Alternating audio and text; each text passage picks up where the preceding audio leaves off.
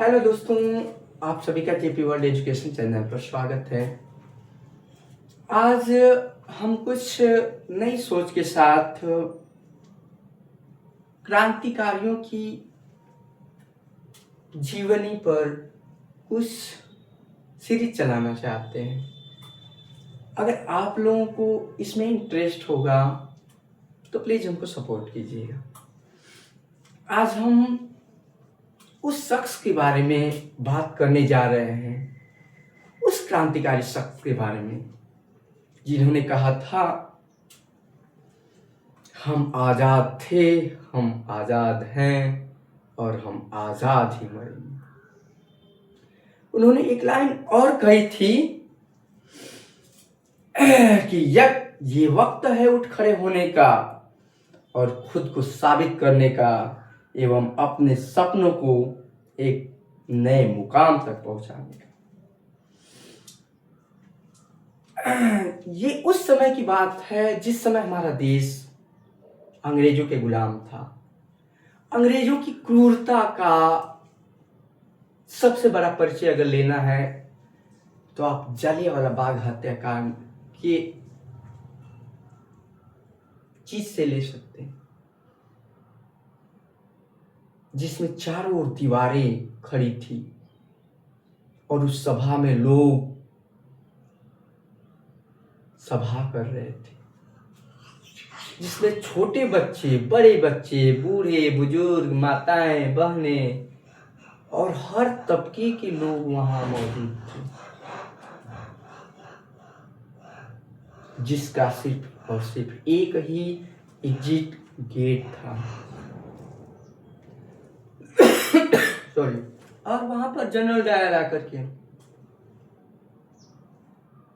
वो तो तोप ले आया था कि पूरा उड़ा दिया जाएगा, लेकिन इतना सक्रिय वहां पर दीवार थी जाने का रास्ता कि अंदर नहीं आ पाया।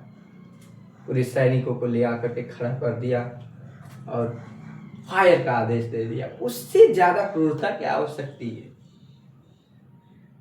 उसके बीच में एक कुआं था जहां सभा हो रही थी, अमृतसर में जलियांवाला बाग हत्याकांड। उसमें एक कुआं था, उस कुएं में कुछ औरतें अपने बच्चों को लेकर के कूद गई। सिर्फ इसलिए कूद गई कि गोली से तो हम बच नहीं पाएंगे, लेकिन हो सकता है कुएं में कूद जाएं और हम बेहोश हों, चाहे पानी पी लें, बाद में इमरजेंसी कोई सुविधा मिले जिससे कि हम जीवित हो पाए। चाहे हम न जीवित हो पाए, लेकिन ये बच्चा हमारा जो है वो जीवित हो पाए। उस कुएं से 150 से अधिक लाशें निकाली गई थी। लोग एक के ऊपर एक के ऊपर एक कूदते चले गए। उससे बड़ी क्रूरता नहीं कुछ हो सकती है अंग्रेजों की। और दोस्तों, ये आजादी मिली नहीं, ये आजादी मिली नहीं है, इस आजादी को छीना गया है। तब आज हम खुले आसमान के नीचे सांस ले पाते, ले रहे हैं। नहीं तो इसी देश में न अपील, न दलील और न वकील का कानून अंग्रेजों ने ले आया था, जिसको महात्मा गांधी जी ने काला कानून नाम दिया। क्या क्या अंग्रेजों की क्रूरता की निशानियों को बताया जाए दोस्तों, क्या क्या बताया जाए। अंग्रेज बहुत क्रूर थे, बहुत निर्दयी थे, और उनकी क्रूरता को देखकर ही हमारे जो क्रांतिकारी वीर थे, जैसे भगत सिंह हो गए, चंद्रशेखर आजाद हो गए, बिस्मिल हो गए, बाल गंगाधर तिलक हो गए, लाला लाजपत राय हो गए। ये लोग वो क्रांतिकारी हैं जो आज नहीं, आज से हजारों साल बाद अगर ये इंडिया रहेगा तो उनका नाम अमर रहेगा, क्योंकि उन्होंने अपने लिए नहीं लड़ा। उन्होंने देखा कि हमारे लोगों पर, हमारे माताएं और हमारे बहनों पर क्रूरता हो रही है, अशोभनीय टिप्पणियां की जा रही हैं, बिना कुछ कहे उनको मारा जा रहा है, उनको सताया जा रहा है। तब हमारे देश के क्रांतिकारियों ने एक मशाल फूकी कि हमें किसी भी तरह से आजाद होना है, स्वतंत्रता हमें लेनी है। हम गांधी जी का भी सम्मान करते हैं, भीमराव अंबेडकर का भी सम्मान करते हैं, और भगत सिंह, राजगुरु जैसे क्रांतिकारियों का तो हाथ जोड़ के सम्मान करते हैं।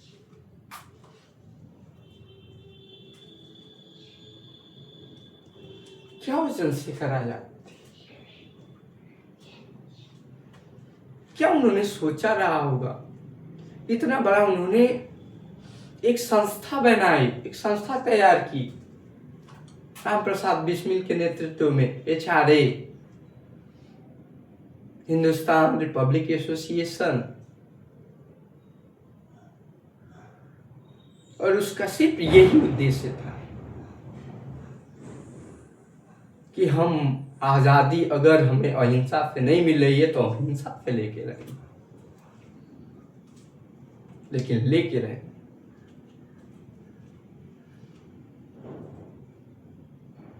और क्या वो जुनून था दोस्तों,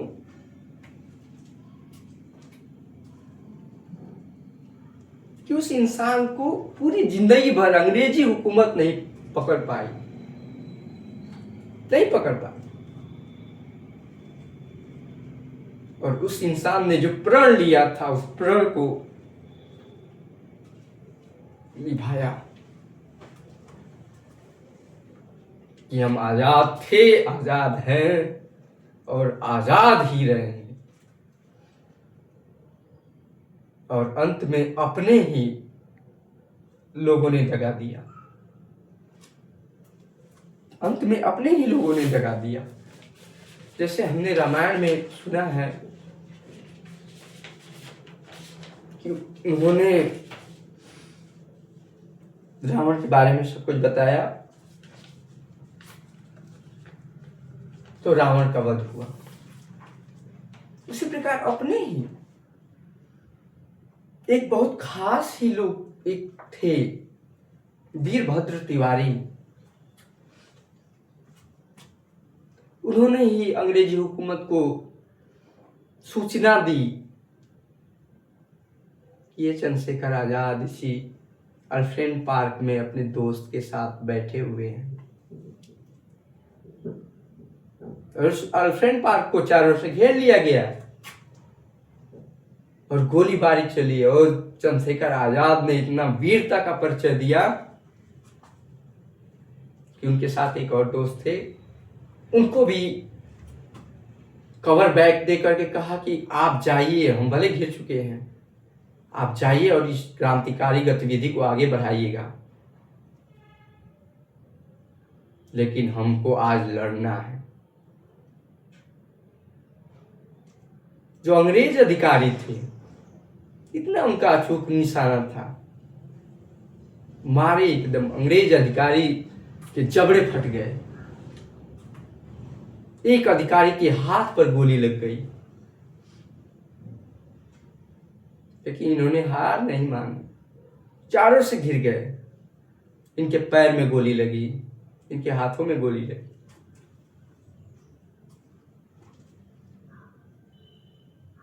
और जब चारों से घिरता देख अब उनको लगा कि हमें अंग्रेज पकड़ लेंगे, तो उन्होंने कसम खाई थी जो उसको निभाई कि हमें जीते जी अंग्रेज नहीं पकड़ सकते। और अंत में अपनी एक ही गोली से, बची हुई एक गोली को कनपटी पर रखे, शहीद हो गए।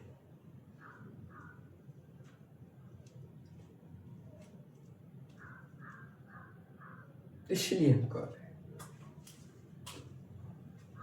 आजादी मिली नहीं, आजादी छीनी गई।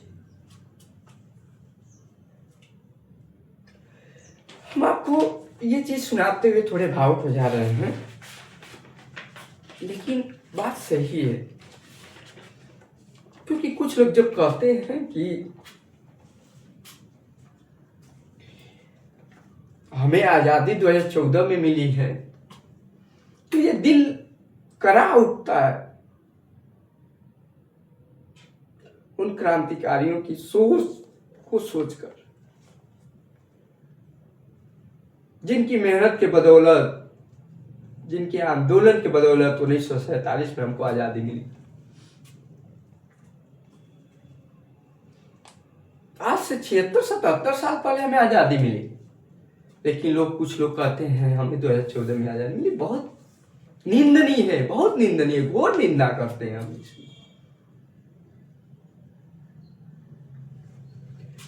इस चंद्रशेखर आजाद और भगत सिंह, बिस्मिल, राजगुरु, इन्होंने फांसी पर चढ़ते समय कहा इंकलाब जिंदाबाद।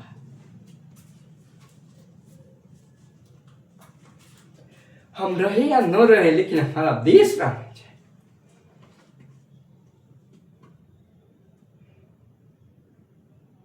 के जज्बों को सलाम है। एक इंसान जिसे फांसी होने वाली है अगले दिन, वो आज क्रांतिकारी लेनिन की पुस्तक पढ़ रहा है। अंग्रेज अधिकारी आके कहे कि भाई चलो तुम्हें फांसी होने वाली है। वे कह रहे हैं कि एक क्रांतिकारी दूसरे क्रांतिकारी से मिल रहा है, थोड़ा सा 2 मिनट का समय दीजिए।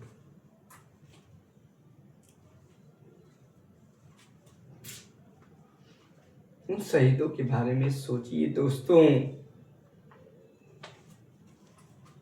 अगर सोचेंगे तो सच में आंसू आपके आंखों से आएंगे।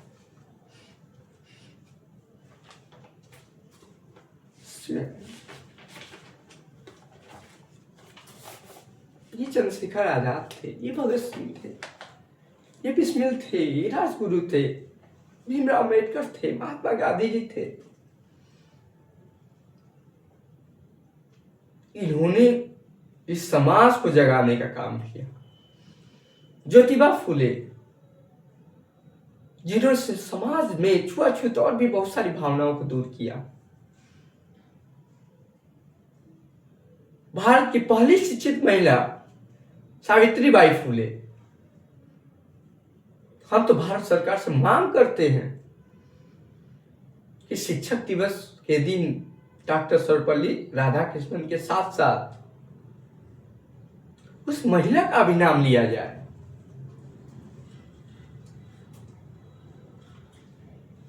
सावित्रीबाई फुले, जिन्होंने इस समाज में महिलाओं की शिक्षा को आगे बढ़ाने का काम किया। जिस समाज में महिलाओं को, लड़कियों को पढ़ने का अधिकार नहीं था, उस समाज में महिलाओं को एक अधिकार दिलाने का काम की। उस महिला को हम साक्षात दंडवत प्रणाम करते हैं। सावित्रीबाई फुले।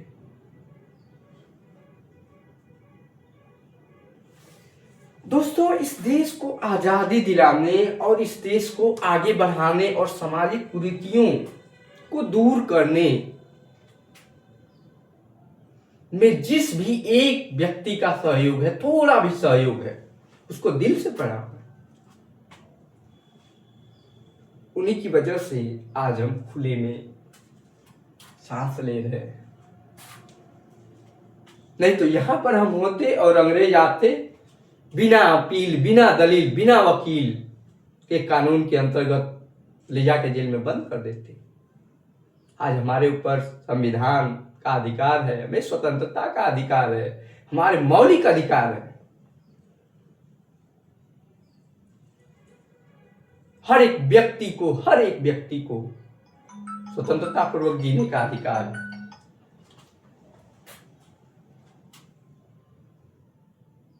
आज उसी संविधान की देन है, उसी आजादी की देन है और उन्हीं क्रांतिकारियों की देन है, क्रांतिकारी गतिविधियों की देन।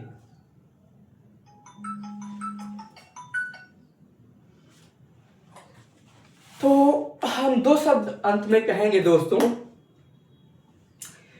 कि जमीर जिंदा रख कबीर जिंदा रख, जमीर जिंदा रख कबीर जिंदा रख, सुल्तान भी बन जाए तो दिल में फकीर जिंदा रख, हौसलों के तरकसों में कोशिशों का वो तीर जिंदा रख, हार जा जिंदगी में सब कुछ मगर फिर से जीतने का उम्मीद जिंदा रख। तो थैंक यू मेरे दोस्तों, आज पहला दिन था क्रांतिकारियों की पाठशाला में। अगर आपको ये अच्छा लगा हो तो कमेंट कीजिएगा, और किस टॉपिक पर वीडियो चाहिए सिर्फ क्रांतिकारियों के बारे में आप हमें बताइएगा। हम जरूर प्रयास करेंगे कि एक अच्छा वीडियो बनाकर आपको दें। Thank you.